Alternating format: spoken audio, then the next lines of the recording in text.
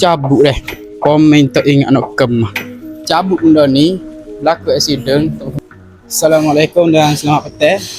Untuk hari ni kita ada sedikit perkongsian. Ni kita ada sebuah Hyundai Santa Fe.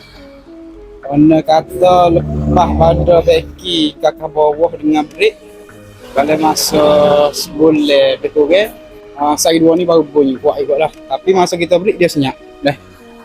Mula kita ada syok ke sabar. Tapi bila brek kita senyap, kita cek brek dia lah. Honda ni dia sebelum ni dia ada bagi beki di KL. Rupanya skru kaliper ni tengok. Cabut deh. Komen tak ingat nak kemah. Skru kat bawah pula boleh pulang dengan tangan.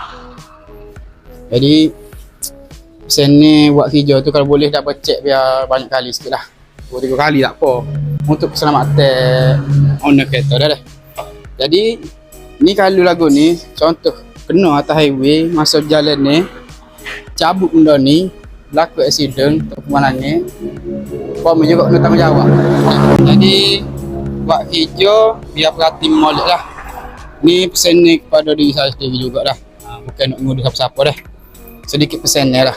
Buat hijau biar ada becek banyak kali sikit tak apa. Tak rugi pun. Untuk keselamatan. Ni nasib baik lah.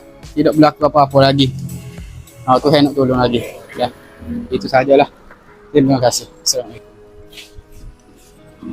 Ada punya lagi? Ada dah settle masalah. Dengan modal skru 17 butir dah.